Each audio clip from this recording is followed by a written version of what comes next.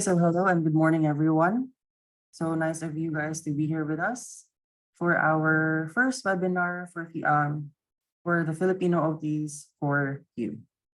So at this point, I'd like to share my slides just for the short introduction for this particular program or project. Okay. So it's quite nice to see you guys here this morning for giving us a few moments of your time for us to share this passion project per se. So we have OTs from Luzon, from Visayas, and also from Mindanao. So very diverse group for this morning. So before we start, you might have been all asking what this particular moniker is or this group. So Filipino OTs for you is a sort of, let's just say, a brainchild or something that came out from a research project. So a research project I made for my doctoral degree. So sayang naman na it just stays as an output sa paper. So why not make it something that is useful naman for everyone? So again, hello, I'm Paolo. So you might have know me as an occupational therapist in Cebu, and I'd like greatly present to you our output for the project, a future collaborative. So what are we going to talk about this morning? So initially, we will talk about you as an occupational therapist and an educator. And then for some who are here, who are interested in knowing about this particular field or practice, you're also quite welcome. So we have clinicians, we also have students, we also have those researchers out there. So welcome to the group. And next, a very important part, and as to how this was started, sort of like the catalyst for this one, we should know also how the pandemic shaped you. And also the beginnings of this particular collaborative or initiative. And who are the people behind this team? And lastly, but very most important, how you can help. So this particular symbol or letter right here, U, stands for university or for the post-secondary setting, wherein occupational therapists can potentially work in, provide services aside from educational related services. Also, another symbolism for you means you. You are an important factor and as to how we can help support our students. You as the occupational therapist and educator. So at this point, I'd like to invite everyone to go to Mentimeter and enter this code, or you can use your phones or any mobile devices capable of scanning the QR code here on the screen, flash on the screen. I'll give you a few seconds to take note of this one. And before we proceed formally for this webinar, we just have to get a feel of the group. Parang it's like testing the waters or kumustahan per se. How are you and what's up? So for the first part, we'd like to ask everyone, what challenges did you encounter amid the pandemic as an occupational therapist educator? Or it depends on the current hat you are wearing. You might be a student, a clinician, someone supervising students, probably someone finishing their degree, someone working in a different setting. So what challenges did you encounter amid the pandemic as an OT educator? So you can go to menti.com and use the code here above and type in your responses. So what challenges did you encounter? Okay, so we'll get a feel from the group muna. Okay. Let's see. Okay. So, okay, we have the responses coming in. So one mentioned technical difficulties. Another one is the online setting. It's a very big challenge because I couldn't see my students and hands-on instruction is, can't see, difficult. One is scheduling, okay? Internet and power problems, space at home, okay? This is something we can look into. Space, diba? As occupational therapists, we know that space is a factor that influences our engagement sa occupations natin. And for those non-occupational therapists with us, when we say occupations pala, these are the things that we do that are meaningful. Hidden difficulty maintaining balance in boundaries. Again, with the power interruptions and hands-on skill development. Next one, we also have connection between the instructors and students, okay? So with the shift to a different context, we have this particular struggle with the context. Oh, another one. Transfer of skills is challenging. Okay. So, diba? Part ng context natin or the skills that we have so as occupational therapists, we also focus on skills. How this is transferred pala. Figuring out how to teach students to maximize their learnings, especially for lab classes. Okay. So I think we have our recurring answer here, parang the boundaries, balance, and space. Okay. Those are okay. A few more seconds for a few more answers if we have a few more answers. Okay. So it's quite interesting to see that there are still parang challenges we have when it comes to power problems or power interruptions. Okay. And given that we are in the virtual context or probably adopting right now it's a hybrid setup, power problems can really affect how we engage sa occupations natin. Academic occupations per se, lalo na sa ating mga students. Okay. So going to the next part naman, here, I hope it loads. Yan. For you, right now, knowing your practice as an occupational therapist and knowing those challenges you encounter, how do you think can occupational therapists help support students in the university setting? So ano kaya yung pwedeng magawa or may tulong ng mga occupational therapists for students per se? Diba? Since we encounter difficulties, kasi we're shifting to a different environment, nahihirapan tayo to adopt, adjust, probably set boundaries. How can OTs kaya support or provide help sa students natin? And this is a particularly interesting question.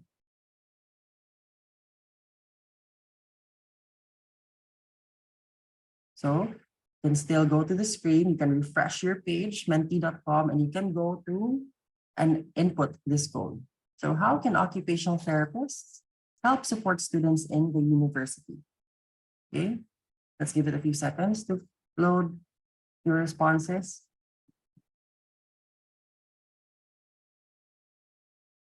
Okay.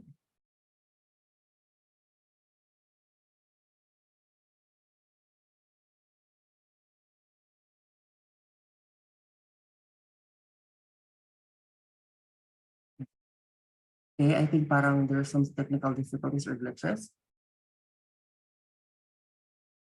If you have difficulty accessing Mentimeter, you can use the chat box below if you want. So parang how can we help as occupational therapists? Or do you think occupational therapists can help support students in the university setting kaya, given these different disruptions? Okay. See, I'm not so sure if it's showing up on screen. So somebody's mentioning that, okay, support students by facilitating barriers. Okay, that's one way. So, but how? How can we facilitate establishment of barriers? Another one, we have establishing routines. Okay, routines. That's one way we can support our students. Okay, here we have MH support. Group therapy, life skills seminars, this is interesting, provide mental health programs and organizations. Regular meetings, maybe with a no judgment feel. This is quite important, diba? So we're already going through something that's quite challenging and difficult. And the least we need is parang bias from those who are listening from us. Discussion. So I think it's a highlight right now that we need to have an outlet for students to express themselves. Also, I think there was someone who mentioned ergonomics. Yeah, okay, good. Na-mention naman yung ergonomics per se. So ergonomics is quite important at this time, given the, how do you say this one? Sedentary setup we have. But I think since there is this easing naman ng restrictions, we can slowly be physically active naman. Okay, so thank you very much for these input. Oh yes, help regain skills that weren't used in online learning setups. I think as occupational therapists, we know task analysis, di ba?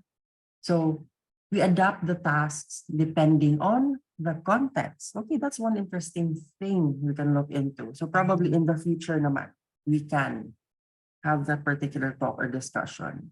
Okay, so thank you so much for your input. So if you have more inputs, you can type them in. So we just got a feel of what the different struggles that we had amid the pandemic, how it affected our engagements or occupations, and some ways we are suggesting as to how occupational therapists, tayo, can help support students, the occupations ng ating mga students.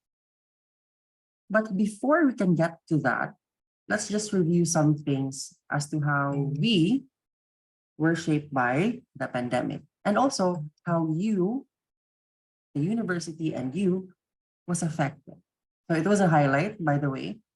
Over the pandemic, we're still in the pandemic. Over the health and safety concerns natin. So we were worried about over how the pandemic would make us feel sick or be sick. And then these limitations placed on us affected our mental health. So I guess early on, the early months, we were cooped up at home. So you might have heard of the terminology na cabin fever. Majority of us experienced that one. So there's this different feeling of staying at home, knowing that you can go out at any moment in time, compared to, or in contrast naman na you're just stuck at home because you're forced to be stuck at home. Diba? We had to do a lot of adaptations. So we adapted our occupations. So were we able to engage in the things we wanted to do before the pandemic, now that we have these restrictions? So we had this shift, we made transitions, and it affected how we engage in the normal things we do. So this particular project that we have started because of this one. Last 2020, my colleagues and I did a particular case report or a study about how the pandemic affected occupational therapists in the academic setting.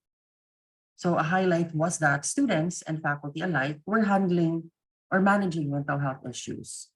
And knowing that one, the mental health issues will not only last during the pandemic, but it can also still be felt years after the pandemic, which is something that we should look into.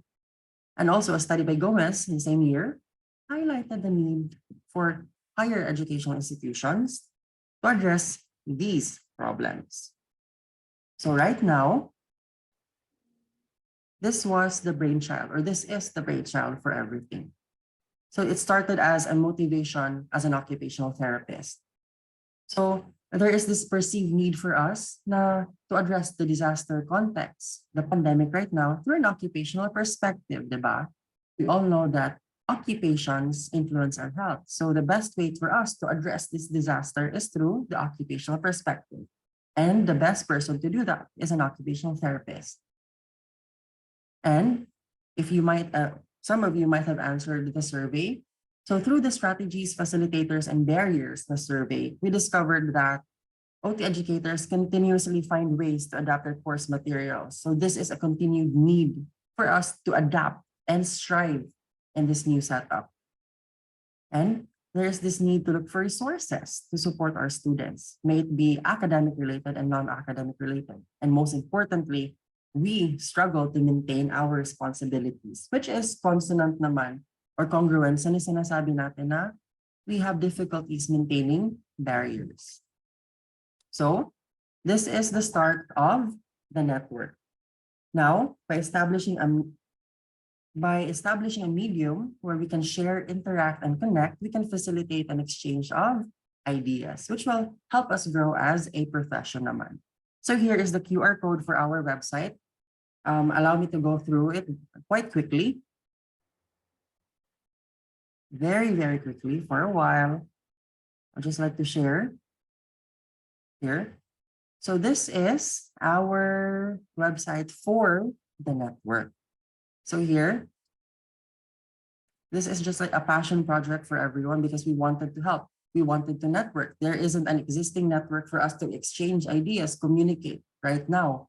So why not take advantage of the virtual context? So these are the members of the steering committee. These are the initial members of the group. It's me, hi, Yan. And we also have Miss Nick. So she's an educator in Velas College and also a registered yoga teacher. So here we also have Miss Jamie in charge for communications and Sir John Ray for the membership and Miss Mini right now, our very wonderful speaker, part of the community affairs. So parang vision natin for this particular group or network is first to establish a network, provide an avenue for us to, how do you say this one? Communicate and exchange ideas. So if you want, you can visit this website. The link is also posted in the chat box and the QR code. You can be a part of the member here, the contact us page here. So the purpose for this is for us to do what you want in the future because this webinar right now publish needs. Yan. And also we can invite or other people who wants to do talks or share your expertise. So if you want to be a consultant, you can indicate here's a form. If you need help or assistance, you can indicate here's a form. Also, we have our calendar of activities naman. So drive na parang it's like a monthly or regular basis. So the first output we have is this webinar of which we have the and then the funding. We were quite grateful that we have the funding for that one. So if you're interested, you can be part of the network. And then right now, we bear the logo of the school since this is part ng project. I just extended it. But later on in the future, it depends on your needs, how you want to proceed. Yan. We can help shape this particular network. So this is not only mine or the members right now's property or project, but it's ours. Parang it's our little baby to help support OTs in the academic setting. Perhaps do mental health support, do trainings, facilitate forums, etc., meetups, discussions, and whatnots. So we're really open to this one. So you can do this one, fill up the form, register and whatsoever, and be a part. Right now, since we started at the grassroots level, we want you to be a part of us, to help share, network, and be a part of this growing family. So it's all para sa profesyon and also for the love of the Philippines. Okay? So without further ado, if you have questions, we have an open forum later on. I'd like to introduce our very wonderful speaker for this morning's webinar. She is Miss Mini Lagria, by the way. Okay. So our speaker for this morning is Miss Maria Menierva Lagria, better known as Miss Mini Lagria. So just a background for this wonderful speaker of ours. She has experience of over 20 years in the field of occupational therapy. So why chose MHPSS? Miss Mini has this background which stretched back years ago, in which what do you call this one? She started crisis intervention strategies or programs back in Sri Lanka, which evolved to the current MHPSS program that we have in Velas College, of which we find very useful that we want to share to you guys how we can support. We can also support ourselves. Okay. So without further ado, we'd like to share. Welcome, Miss Mini Lagria. So one wonderful virtual round of applause, please, for our speaker. So Miss Mini, take the virtual floor and it's all yours. Good morning, everyone. Hello, Miss. Good morning. Good morning.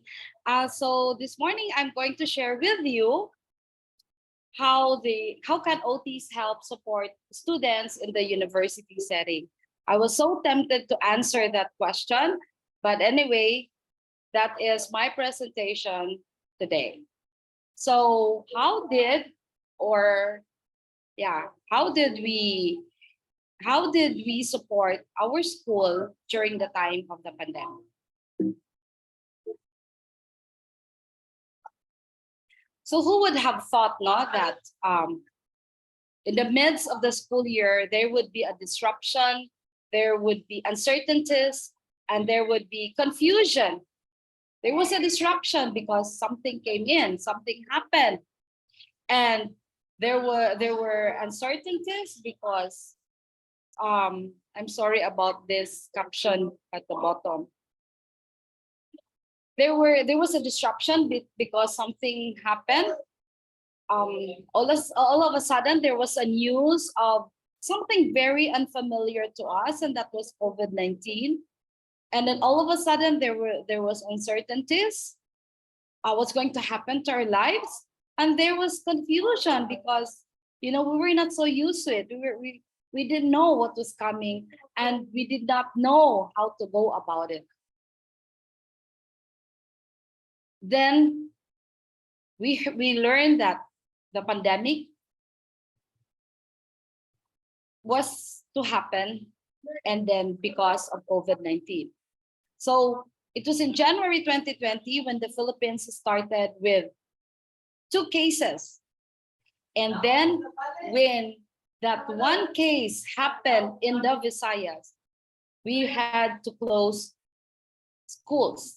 I remember that Saturday, I think that was the last pre-pandemic Saturday, I was still having a class, and I was telling my students, or I gave a quiz to my students, and then I was giving them their assignments and reports for the following week.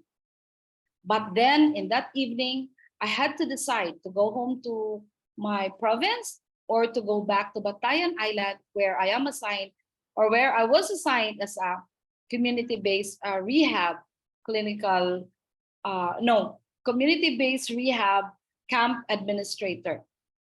And then it was so it was so confusing. And then the following day, Monday, it was then the beginning of a traumatic journey for all of us. So the pandemic have curtailed our participation in our activities of daily living, our usual participation in our usual activities, the playing of our usual roles, the performance of our usual routines and habits. And these have caused the COVID-19 had caused financial insecurities and triggered anxieties, hopelessness, and fear of death. I can just remember, that time we had students who got stuck here in Cebu City. We did not know what to do with them. They were very far from their families. And I was among those who were so fortunate because I managed to be in the island right away just before the lockdown. And so we were so very worried. We did not know what to do. We were so confused. According to WHO, that when emergencies happen, this affect people. This cause distress. Ano nga bang nangyari sa Amerika? O di ba bigla silang nagkakagulo because they all want all the toilet papers in the world. O di ba that's what happened? And then people, all of a sudden, the groceries, nawala na ng stocks yung mga shelves. And it was just chaotic. For us who were in the island, we were so worried because if the trucking will be stopped, what are we going to eat in the island? There will be no more supplies of food in the island. So we were so distressed. Dati pag bumibili tayo ng alcohol, isang maliit lang na bottle, enough for our bags, or hindi nga tayo naglalagay ng alcohol bottle sa bags natin, yung mga hand sanitizers lang. But that time, I can just I just can't remember ordering five carboys of alcohol for the community that I was overseeing. There was that feelings of anxiety, of sadness, that we were far from our families, and hopelessness because we did not know when it was going to end. We were told, or we were thinking that it was just going to be a week or 2 weeks or maybe a month. But then it went on and on and on and on. It was very sad. And further, WHO said that,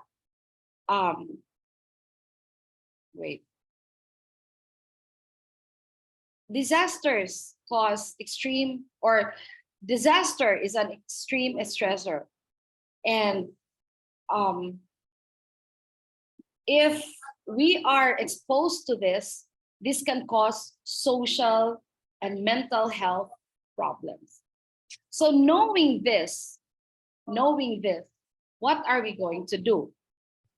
Okay, we had meetings with the faculty, we had meetings with the clinical supervisors, because all of a sudden, the landscape of education had changed.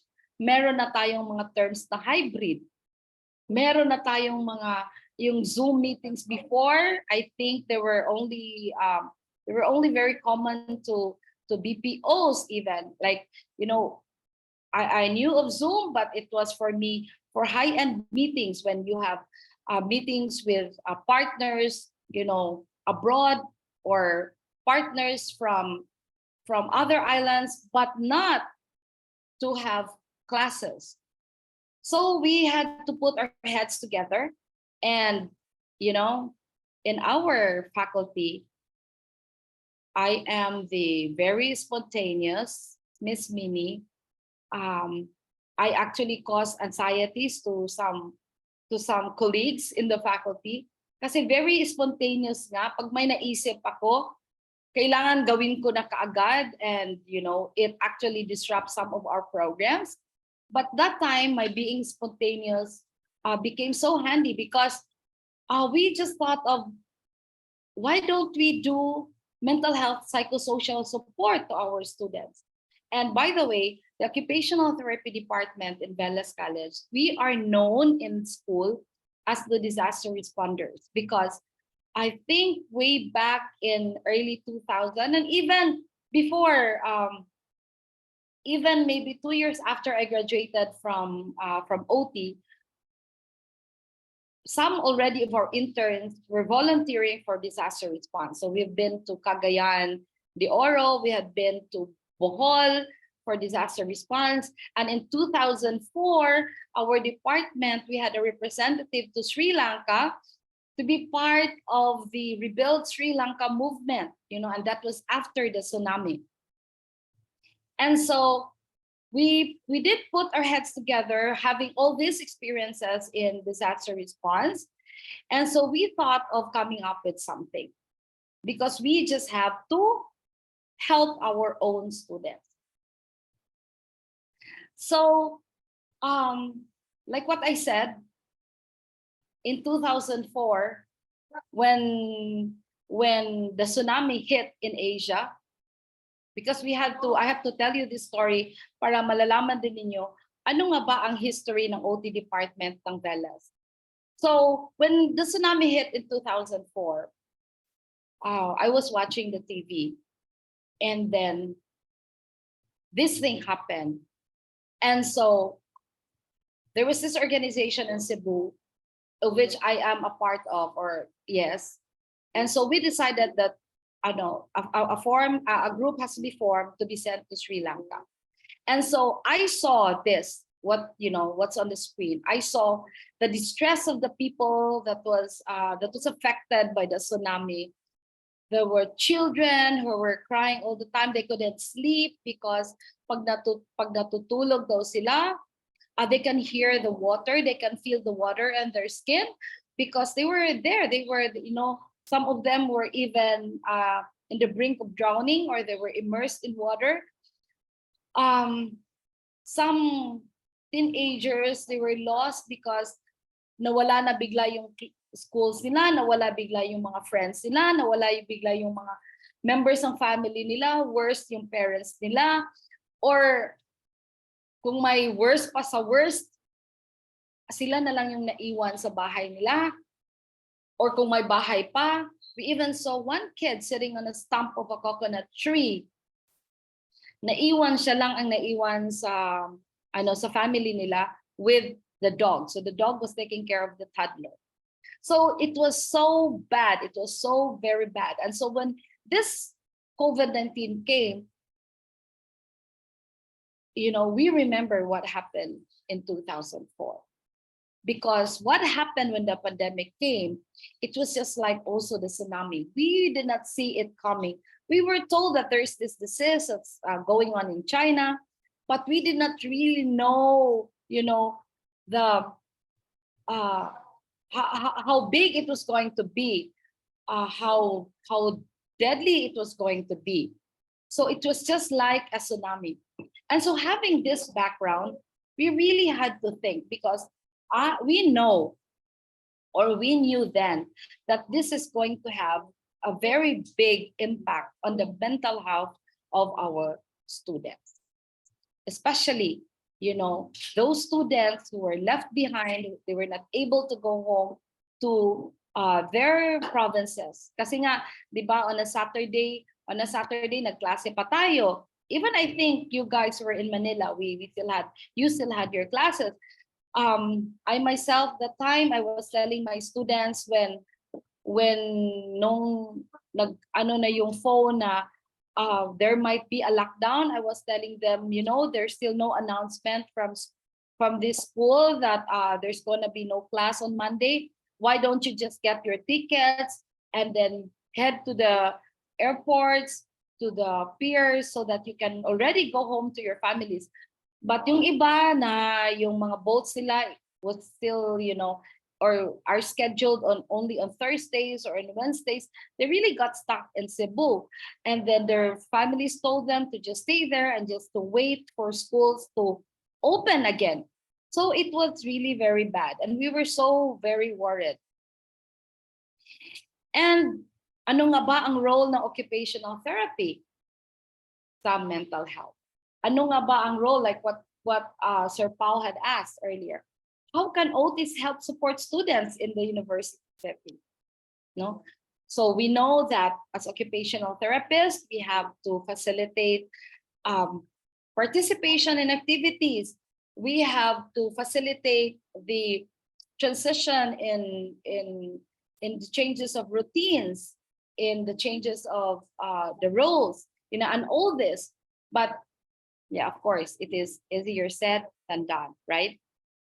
So what happened then was that we called our OT graduates. We asked them to help the school. We networked, we collaborated with organizations advocating mental health. And then those graduates who responded to our call, they underwent training in mental health and psychosocial support. And then once they were trained, they were very good. They trained the interns. And after that, we were ready to launch our new curriculum in mental, which was, we did not even have a name for it. We did not even have a title for that program. All we wanted to do was to help our students in school. So all of a sudden we have this curriculum, and I was going to handle it. It's the MHPSS, just that, mental health psychosocial support for our students in Velas. So we had interns, those interns who were assigned to, or who were trained to do MHPSS, they were assigned to me, and then we were getting lists of students, we were getting permission from deans and all that. And so we started, we organized, dapat organized, diba? Dapat structured. So we organize who's gonna go first, who's gonna go next, and then yeah, we did that. And so we implemented our mental health psychosocial support in Veles College. And so to answer the question of Sir Paulo, how can OTIS help support students in the university setting? Veles College, OTIS help support the students by conducting mental health psychosocial support. Not only to occupational therapy students, but also to physical therapy students, medical technology, biology, and nursing students. And all levels, all sections, all courses. So these are the things that we did. We did relational debriefing, a form of MHPSS, and this one was authored or is authored by our very own Cebuano psychologist, who helped train our occupational therapists in Cebu and also helped train our interns. And then of course our group dynamics in OT, nagiging super best friend namin si Marilyn Cole. And literally, I wrote to Marilyn Cole to tell her that her book was really helping us during the time of the pandemic. Kasi parang naging Bible namin siya. And then, of course, Michael Iwamas, the Kawang model. And of course, the other occupational therapy tools that we have. Like yung mga checklists. We had to, we just had to use whatever it is that was fitting to our MHPSS. So ano nga ba ang naging, okay, so this was it. The Occupational Therapy Department, in collaboration with the Office of the Guidance Counselor. Have we been always coordinating with the Office of the Guidance Counselor? Di ba meron namang stigma and discrimination with that Office of the Guidance Counselor? Kasi pag sinasabing guidance counselor, you have done something wrong. Or if we have problems with students, you just send them to the guidance counselor. Yun lang ang ating connection or contact with the guidance counselor's office. But this time, the OT department worked with the guidance counselor's office. And so because of that collaboration, MHPSS and Veles College was happening for 2 years in response to the disaster. And again, all sections, all levels, and all courses. And with our MHPSS, we're doing the relational debriefings. And once na na-debrief na namin sila lahat, the second round, we were doing psychosocial education. And this time, we were tapping psychiatrists, psychologists, and also guidance counselors. Because kung ano yung naging result ng mga debriefing, in debriefings, we're not supposed to deep dive. We're not supposed to really explore on the problems of the students. But somehow we see what were the problems, or we saw what were the problems of the students while they were staying at home. And so with that, we just had to also come up. Nagiging very spontaneous nga kasi dapat debriefing lang. But then, anong gagawin natin? May mga problema yung mga estudyante. We saw a number of students who attempted suicide.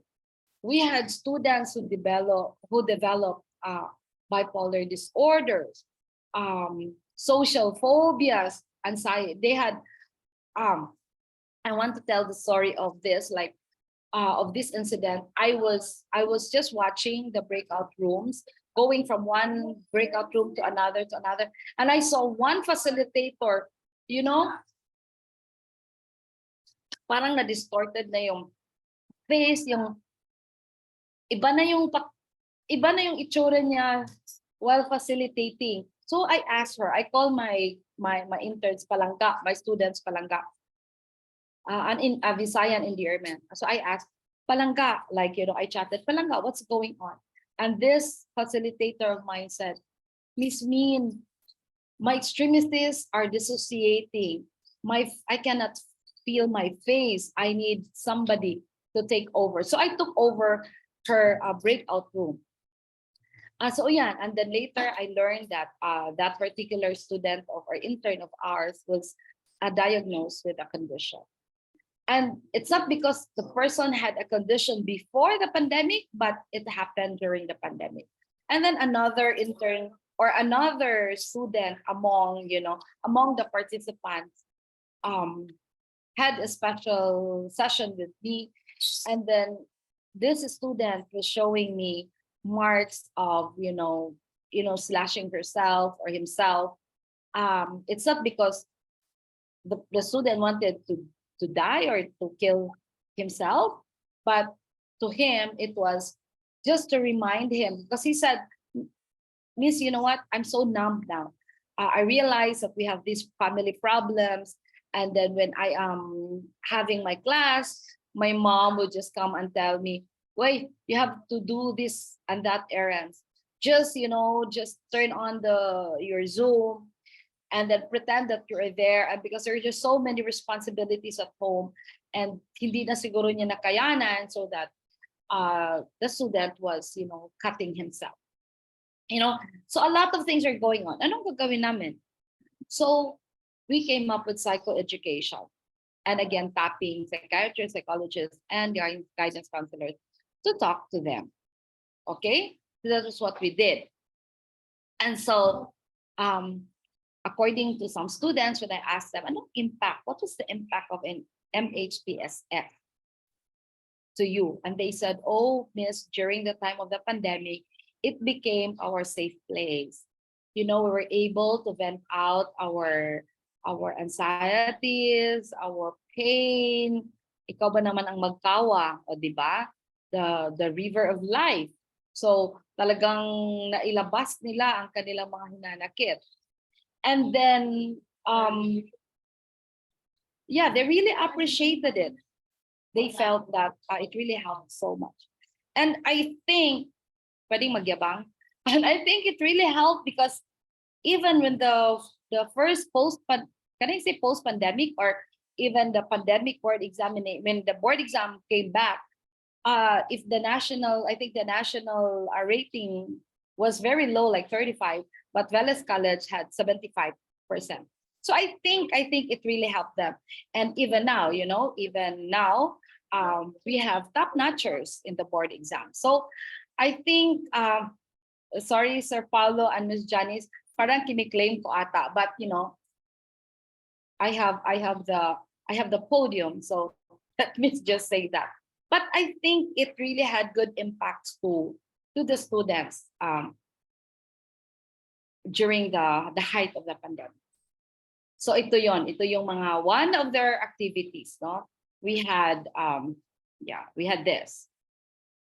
But I think this one was an activity during one of the education. Okay, see, we had this.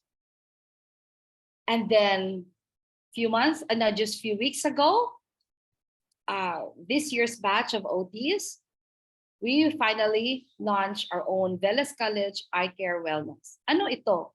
So this is like a wellness hub for Veles College na hindi lang mga occupational therapists ang mag-handle ng mental health, not mag-handle, but what should we call it? We'll take care the mental health of the students.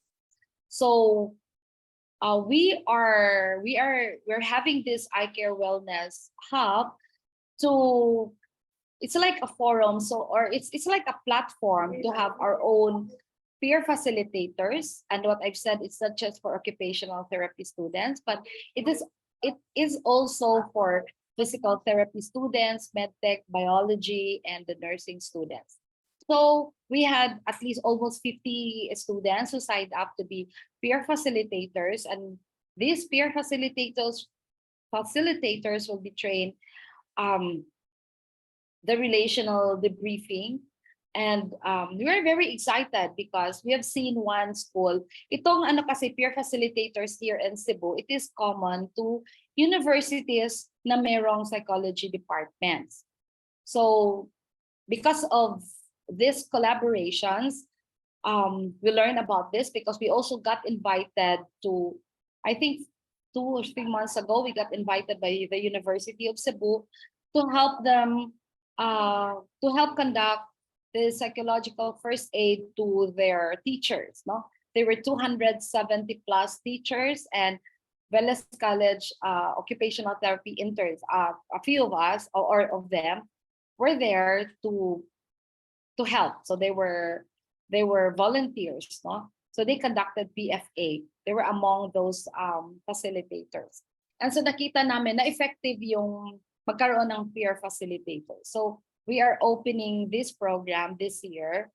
And we can have activities like, for example, having, wristbands that says, I need a hug. And then when peer facilitators see that the, red, excited kasi ako. For example, red wristband, I need a hug. Or yellow wristband, I need somebody to talk. Or pink wristband, I need a smile. So when the peer facilitators see this on the wrist of students, kasi dapat nasa entrance siya, then one peer facilitator can give a hug to somebody who's needing a hug, or can give a smile to somebody who needs a smile, or can, volunteer to be a friend just for that student to vent out frustrations or difficulties in school. Ang dami, tingnan nyo, ngayon nag-iisip na naman ako na kung ano pang pwedeng gawin. And there's so many things that we can do.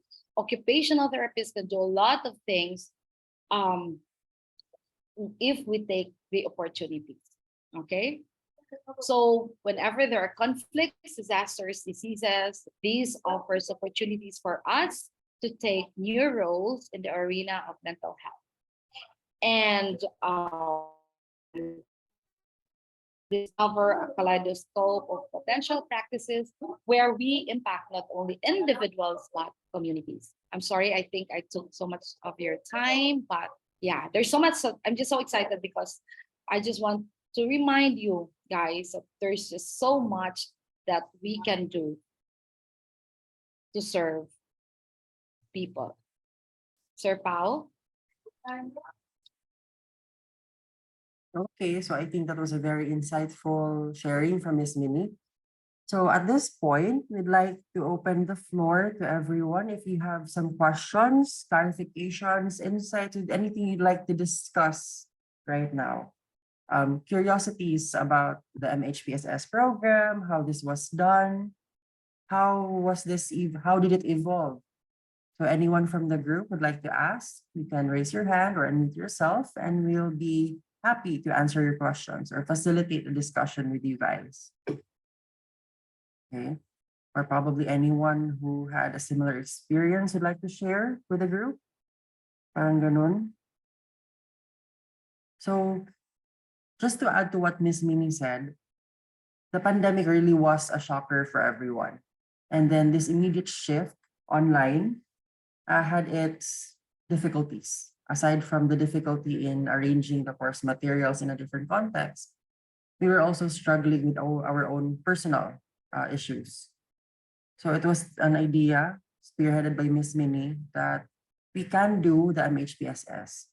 So we were training our students early on, this was pre-pandemic, how to do the peer facilitation. Parang ganun, we taught them techniques, the group dynamics. And one of those was, I think it was mentioned sa presentation ni Ms. Minnie, yung rose bush. And it might be frequently asked naman to us, probably some of you might have the question, so what differentiates us from the psychologists in delivering the MHPSS? So probably can help us. So one question we have could be, what difference are the services provided by the psychologists or psychiatrists from those that we give as occupational therapists? Can you help enlighten us, Ms. Yes. Yes, Sir Pao. Go. So What is it enlighten us. again? Enlighten us. What could be the difference, or what is the difference from services given by the psychologists and psychiatrists from those of the occupational therapists in doing this particular practice? Okay, so it's really amazing, no? Because during the pandemic, we got to work good closely with psychologists or psychology practitioners, and then they would ask us, Miss Min, anong difference ba ng OT at saka ng psychology? You, are you not doing our jobs? So I said my usual answer, and it's the truth naman, na our services is occupation based, activity based. So yung MHPSS naman is not limited to psychologists. It is a non-specialized service. So anybody who's trained to do MHPSS uh, can actually conduct MHPSS in the communities during when it is needed. So ang ginawa nga lang namin is, of course, we integrated our OT practice in it. So we use, merong part na we had to use the Kawa model. We have to use when we feel, dapat during the orientation, we have to inform our interns na if you feel that you need a particular assessment tool during the debriefing, just do it right away kasi mga OT saman tayo. So if you remember the pyramid, the mental health intervention pyramid, I think the last triangle is the focus of services. Pwede naman ata tayong from non-focus to focus kasi we are occupational therapy practitioners. Kaya we managed to use, or kaya we also use some of our assessment tools. So did I answer your question, sir? The answer is we just have to really stick to occupations, to activities na I know yung batch namin, we were taught to even do house person and to read drawings and all that. Yeah, we still can do that, but if there are psychologists around, then give them the job and just ask them the result of the activity. Yung ganon.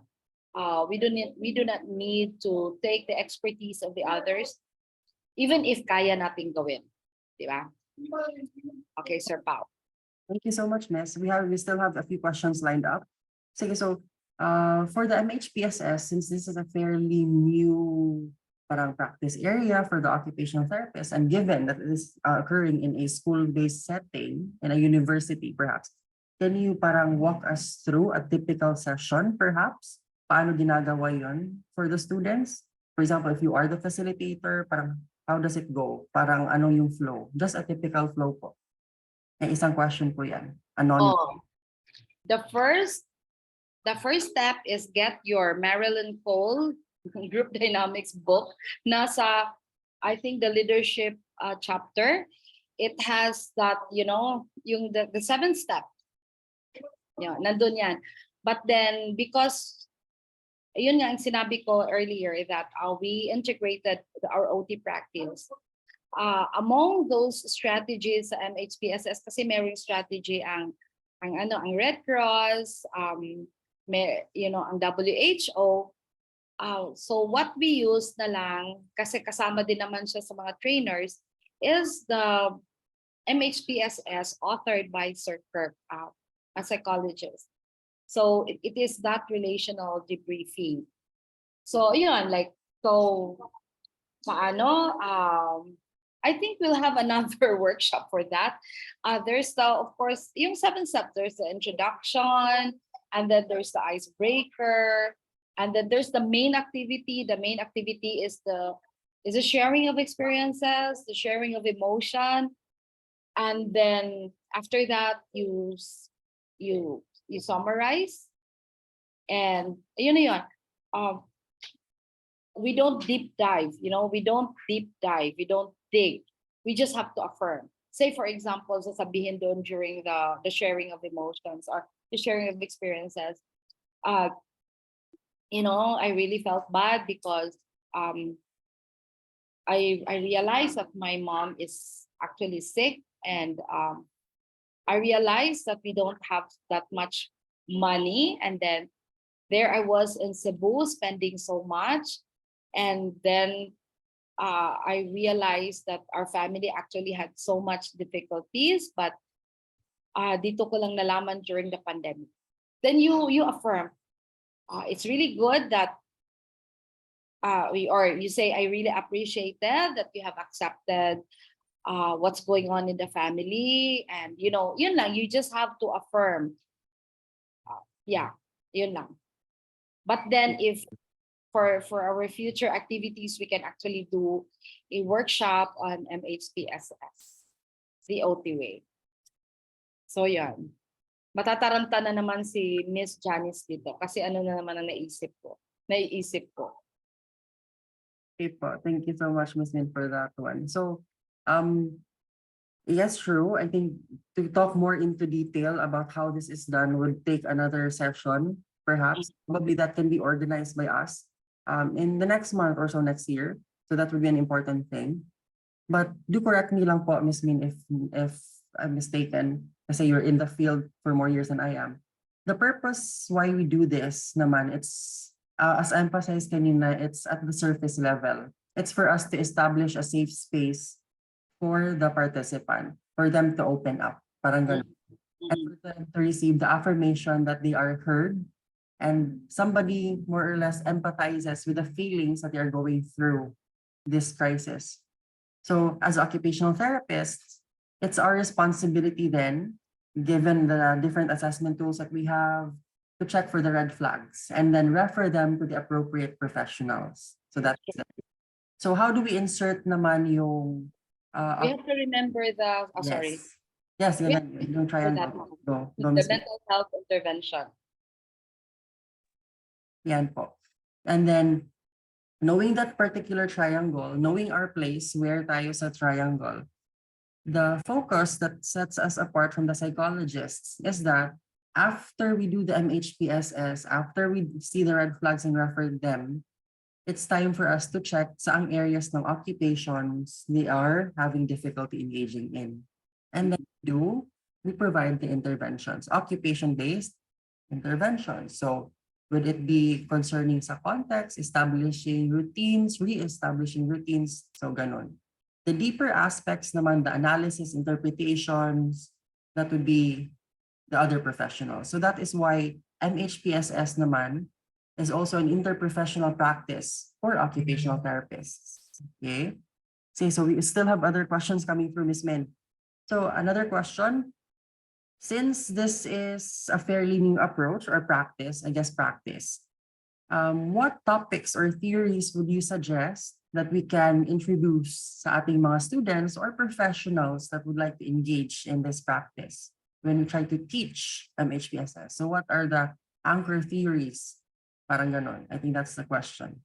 Well, we just have to always remember our approaches or the models, like the MOHO, the PO, lahat yon, psychoanalytics, and yon, yung mga yon, all the OT models, kasi when you're talking to the client, to your clients naman or the participants, magkakaiba sila ng problems, no? So therefore, you just have to be very quick-minded and be very flexible. That if you think that for the main activity, a projective, like while they're sharing their problems, a projective assessment tool is going to help, then you use that. But then if you think it's a PEO is more useful, then you get that one. You should know. You should tell your students that they should remember those, not just for exams, but they should learn those by heart, so that when they're in practice, parang drawer ba, na they'll just get what they need. Hindi yung ano nga ba yon? No. Kasi if you know by heart your models, alam mo talaga kung anong assessment tools ang gagamitin. Sabihin mo, ito needs, I want to find out what's really in his mind. a projective ata. O ano yung mga activities or ano yung mga assessment tools sa projective? O di ba? Kukuha ka ba ng interest checklist? Na di ba? Hindi na. Dapat alam mo talaga. So, ayun. Dapat alam mo yung mga FORs, dapat ma-master nila yon. Kasi pag hindi nila ma-master, paano yan? You know? And it's not only in MHPSS, but in our different fields, in our different areas. Okay, I think that was very important, Ms. Min, diba? To highlight the strong foundations that we have. But just to demystify this particular approach or practice, the way how we approach this setup is not entirely different naman talaga as to the different practice settings that we engage in, yung sa FISDIS, the mental health, because as an occupational therapist, we always go back naman sa ating FORs or the models. So this would also help delineate us from the other professionals such as the psychologists, psychiatrists, and etc.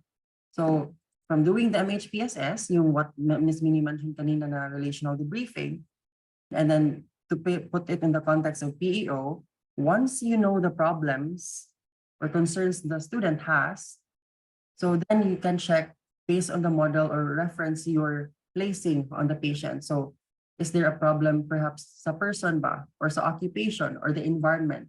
So then you address them accordingly. Since you're working in the guidance, in the interprofessional team, so you do consultations. So for example, there's a problem with the coursework. So which best professional should be approached? It could be the course instructor. And for example, if the person has difficulties, parang yun, it was highlighted kanina, the struggle with maintaining balance, the routines, so it might be the environment. So which people should you approach for the environment? So speaking of the multidisciplinary or interdisciplinary team, another question here. Ms. Min, can you tell us how did you initially approach the different professionals in your institution to start this particular practice for OTs? Maybe this sounds very cliche, but I always start with a prayer. I do my morning devotionals, and then I always ask for guidance. And somehow, I don't know, guys, if you really believe in this, and somehow things just happen. All of a sudden, itong MHPSS, somebody was looking for Hannah because of their research, and then Sir N introduced himself as, the well-being clustered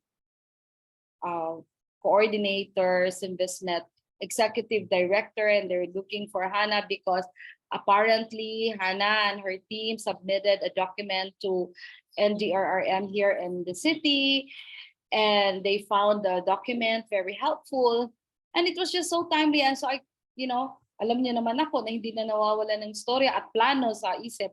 Like, hey, what are you guys doing? Miss Min, we have been conducting MHPSS. O ito ba yung debriefing? O pwede naman kaming maki-join, di ba? Yung mga ganun-ganon. O yun, na-join na hanggang ngayon. O di ba? Ganun lang.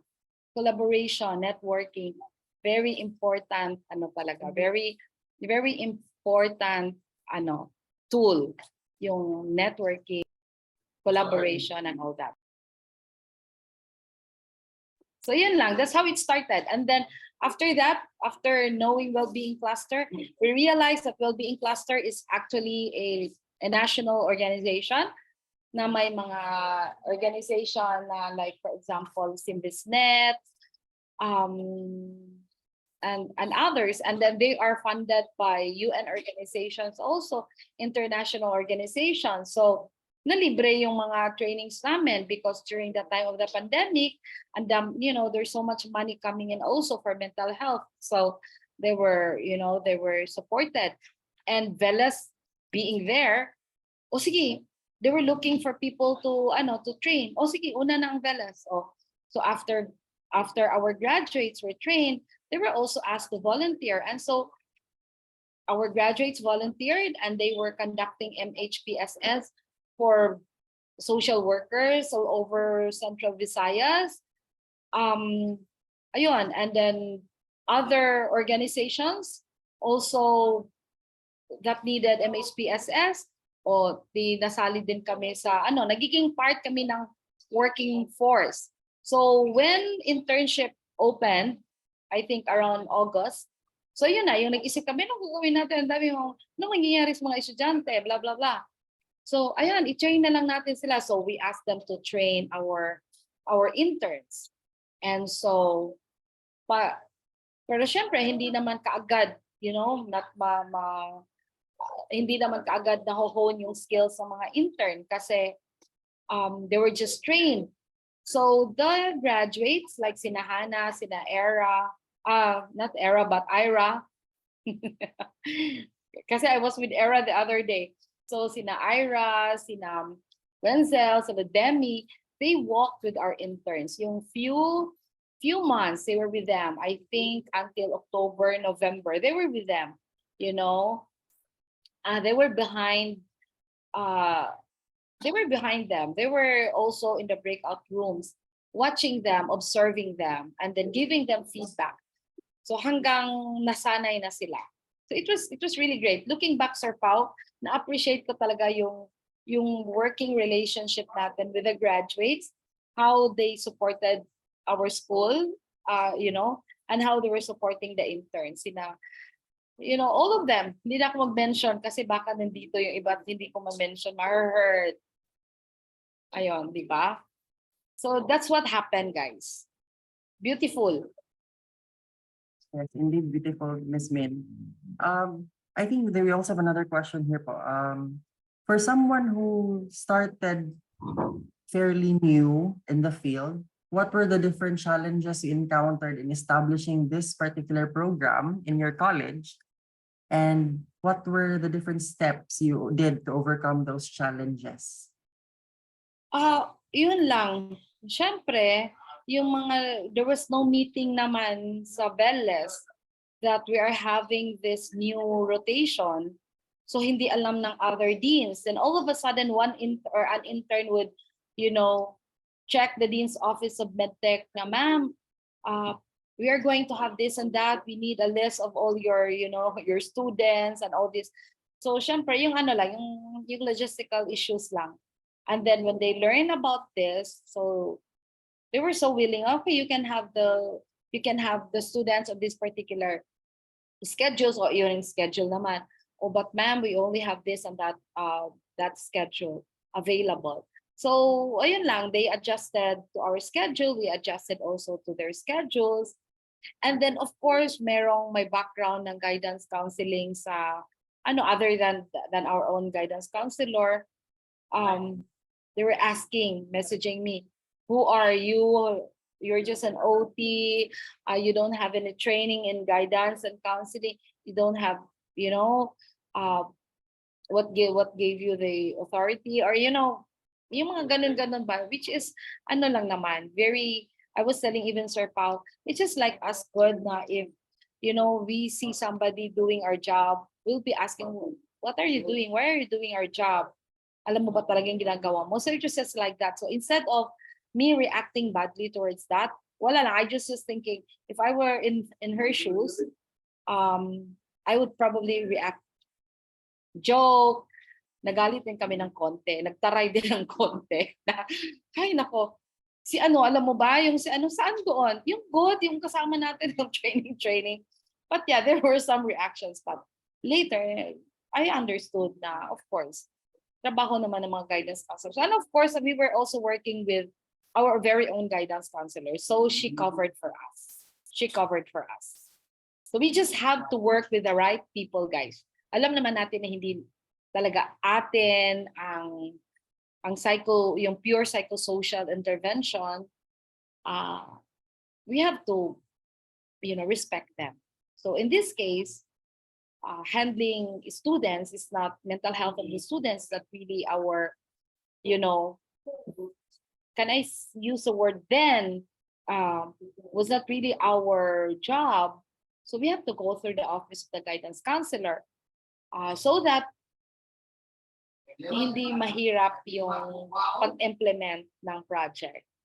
And ayun, may sasabihin si Sir Pao kung anong nangyayari ng working together with the guidance counselor's office, and the OT department. Or baka si Ms. Janice magsasabihin about that because something actually came out from that sort, right? What's going on now, with our rotations? Just to add lang po to what Ms. Mini mentioned, since we're coordinating closely sa guidance office, we have it's an established parang program under the guidance office in coordination with the department. Now we send our interns with a supervisor to do mental health support services for the whole college. So ganon. So recently we did a mental health symposium for the whole institution. So that's a good start for that one. And it's quite doable naman for everyone interested in the approach or practice for mental health. Kasi in the different courses, aside from occupational therapy, mental health is not usually highlighted. And then yung professors nila or probably the instructors, kasi they also came from the same degree or course, not that highlighted yung mental health. So parang they need also guidance or support how to address or navigate that area. So that's one potential way that we do the training for peer facilitators and in charge for their departments to possibly do the health support services naman. Okay. Last question po for Ms. Mini. What would be your advice for someone who's fairly new in this practice to help establish this one in our home-based institution? Oh, I was just so timely. I was just writing as my note to say. So that question. Okay.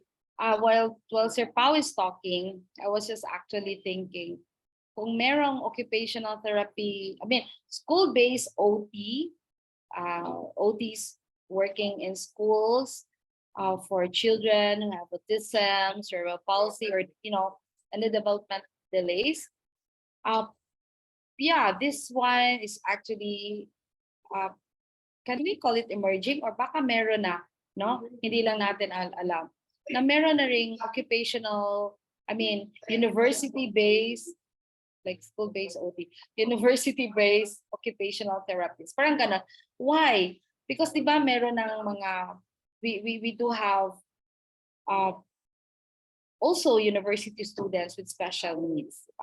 And because of the pandemic, we do have a lot of mental health conditions that actually kanang, ano ba kung gusto sabihin ko? Na meron naman sila siguro dati, but because seeing a psychiatrist, seeing psychologist before is like a taboo. Pero now it is just like seeing a general practitioner or a specialist. Parang gano'n na. Marami nang na-identify na may mga mental health conditions. O, di ba? Even siguro sa atin, like ako, I am acknowledging the fact na parang meron akong ADHD in adult. Parang ganon. So we need OTs also to work in universities to deal with these cases. So yon, like for example, if we have one having difficulty, say for example, yung routines niya, kasi iba yung routine niya nung nasa province pa, then coming to the city, napakahirap, iba yung style and everything. Then an occupational therapist can work with that university student sa kanyang performance patterns. O, di ba? Di ba brilliant? O, di ba? Pwede na tayo. So, yan lang. Exciting, di ba, guys? Very Yes, exciting. very exciting po. But it's quite motivating naman and inspirational to hear that one, di ba? That you can start and pioneer something and then that little something grows into something bigger and which can help more people naman. So I think given that we are now more aware of the different needs that people have and yun, the needs extend beyond the early school, parang ganon. So there is really this perceived need for occupational therapists in the university setting. And just to add to what Ms. Mini mentioned, yes, it is an emerging practice. So how do you call this one? In the United States alone, there is this group or parang there's this, it's an emerging practice there as well. So they're more focused on the accessibility ng university and also the mental health aspect of which we are currently focusing now for our practice. Okay, time check, it's 11:20. So at this point, I'd like to share one last slide. Yes, to elicit responses from everyone to know your thoughts. So allow me to share my screen now. Okay. Okay, so allow me to share my screen here. So again, after knowing all those things, being introduced to occupational therapy in universities and specifically doing MHPSS, right now, through tell us, what are your thoughts about us, occupational therapists, providing this particular service in the university setting? Okay, so kindly go to mentimeter.com or menti.com rather. Just refresh the page and input killer code and let us know your thoughts. So what are your thoughts about it? Is it interesting? Parang challenging perhaps? Or are you still curious about this one? Or what? Is it something you'd like to know more about in the future? Something you probably haven't thought like that. So what are your thoughts about OTs providing MHPSS in the university setting? So it's interesting, yes, and promising. Challenging, but the potential is endless. Yes, I do agree. Everything that is yet or something that is parang new and you're the one who'd like to push for it, it really is challenging.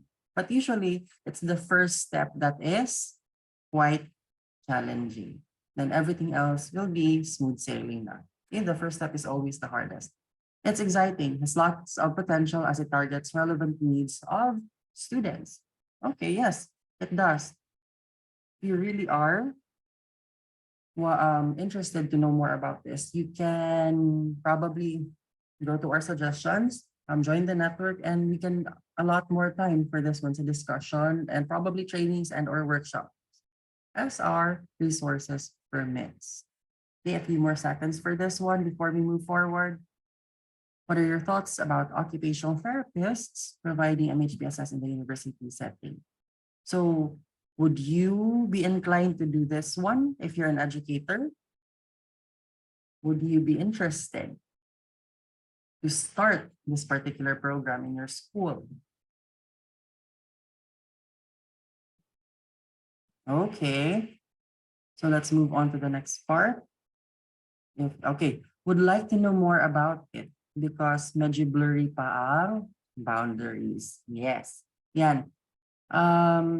That is one potential challenge that we encountered when we started doing this one. Kasi when we do the mental health program, people perceive it as counseling, di ba? And then why would you need to place an occupational therapist in the counseling services per se? We have the guidance counselor for that one. So that is one big hurdle we went through. So as parang, how do you call this one? Not a tip per se, just some advice. Really need a strong foundation for occupational therapy. Yan. So as long as you can delineate what the guidance counselor does and what you do, then it will be a go signal. So what we did was we had this paper we justified before. We had this published paper, evidence-based practice that mental health needs affect our occupations, yung student occupations or the academic occupations.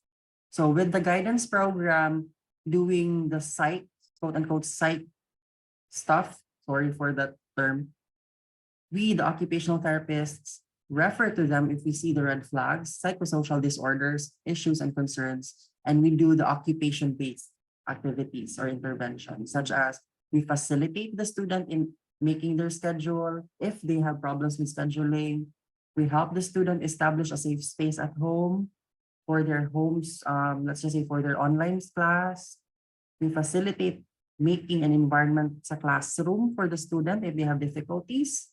Kasi if they need special needs, parang catching up in class, that's one. Kasi we're focusing on the occupation, di ba? May difference. Whereas the guidance office or the other professionals, they're focused on their own scope. But anyway, that would be reserved for another webinar. I think Ms. Min, you have some thoughts about that one? Actually, just the other day, to Yes. answer the question, just the other day, I got invited to a training, another round of training for MHPSS. And I was the only occupational therapist in the team. And we will be, I, we, I learned then that the training was actually for resource people to train MHPSS across Mindanao and the Visayas. So we'll be going to different places. So occupational therapist ako. Then I will be working with psychologists. So ayun, like what I've said, MHPSS is not a focused service. It is a non-focused services. Although since tayo naman yung among the focused service at the highest peak of the pyramid, then if you think that you can handle that case in front of you, then you might as well go on with your evaluation of the client right there and then provide your intervention. Yes. Okay, thank you. So That yeah, was like I have we will be cover I mean that group will be covering Davao, Pagadian, Dumaguete, or more. I can't remember the other places, but I will inform you OTs when these people are going to your places so that you can actually attend their sessions and can be trained for your own place. And I think it's going to be for free because they are well funded. They are funded by Uniter International. So yeah, opening doors for OTs. a very good idea po, and very good news, di ba? And probably in the future, if you suggest more topics like this one, probably we can invite some of them, di ba? I think we can reach more people naman through online means, parang ganon. But anyway, that's a project in the future. Last entry we have here, make foundations strong, yet approachable and comfortable, because some students are shy and not really comfy with talking about feelings and emotions. So I think that's one hurdle that we have. So as a person with authority, and then you're talking to a student, that might be a hurdle. But once you establish the therapeutic relationship along the way, then that can be eliminated. May not be totally, but it can be somewhat eliminated. Okay, let's proceed to next slide for the synthesis part. Miss Nikki has something to say also, Sir Pao. Go, go, go. Yes, miss. Miss Nikki. Yes, miss.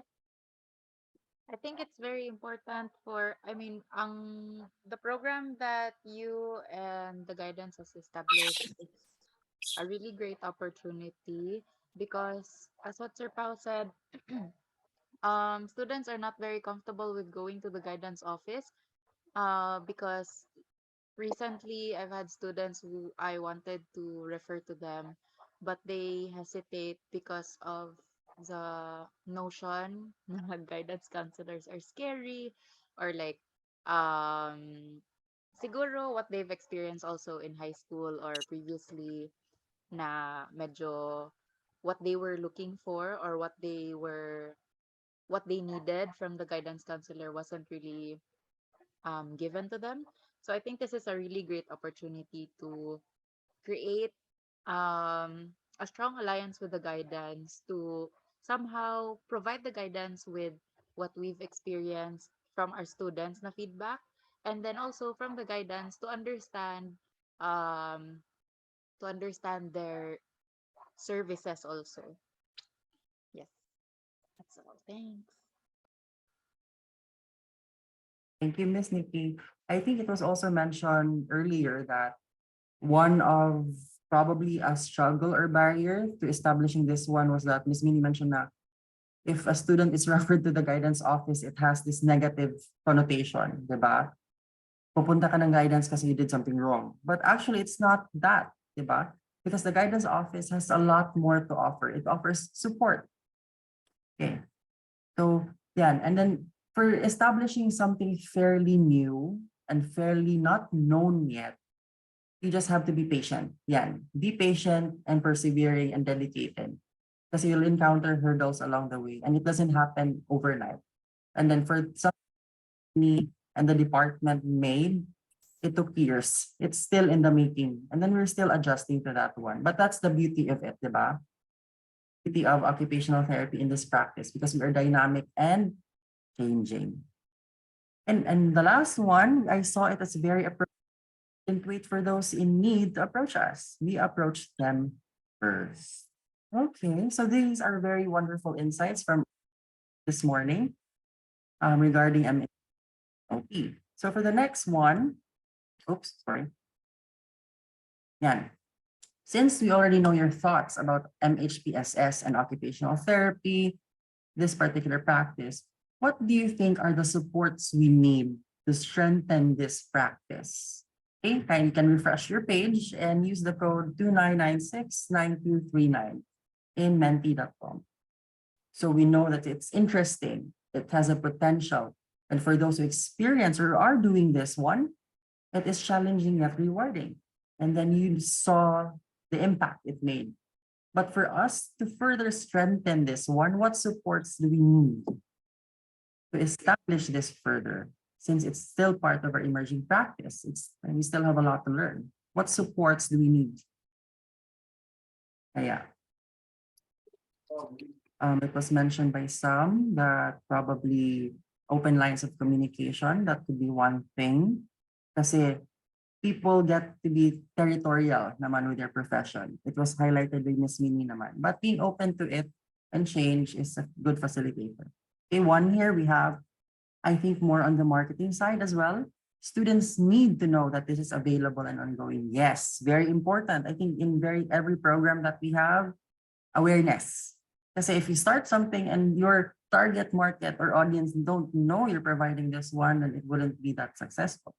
A program to support or prevent volunteer or compassion fatigue. Yes, that's one also. Interdepartmental awareness in the university, establishing this as a topic or content curriculum. And you know what? Since you, for a while,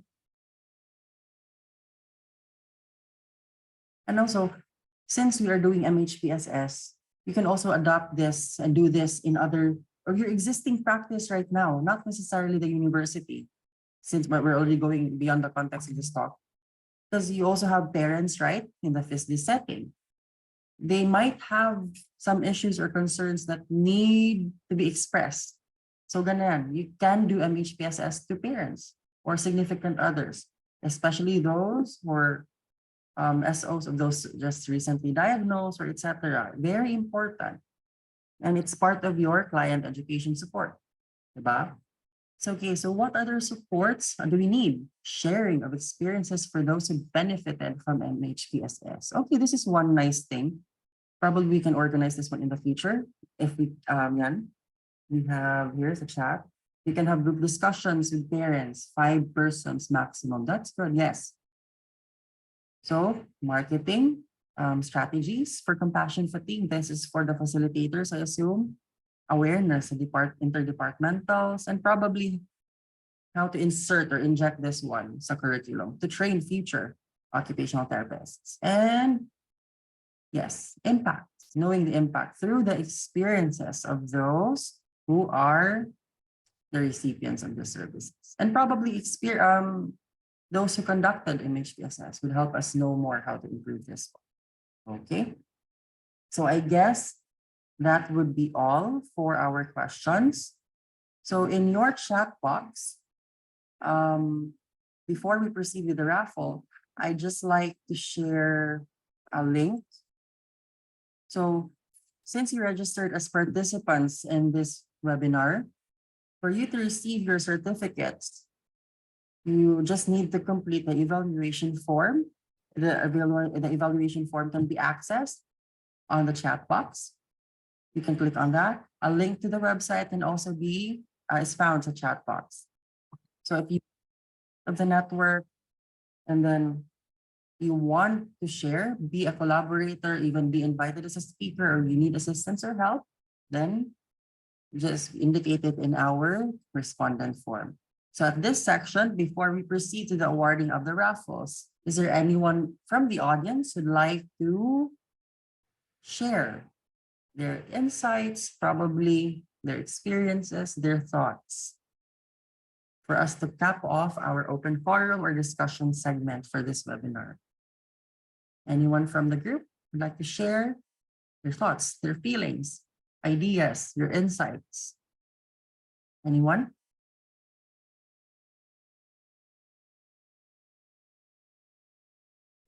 To cap off this particular segment of the program. Or I think everyone already mentioned their thoughts naman siguro kanina through Mentimeter. So I guess it's okay that we're all good for the speaker, and then we can to the next part of our Zoom. So as part of our gratitude for joining us this morning, we have our raffle draw. So we have 4 participants who will be lucky winners of prizes through GCash. So 1 we have for the early and 3 for the raffle prize winners.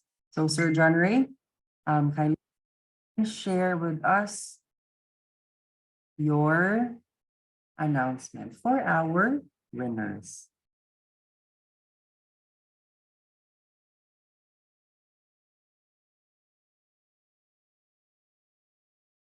Good morning, everyone. So we will now spin the wheel in order to draw the winners for our prizes this morning. Okay, for the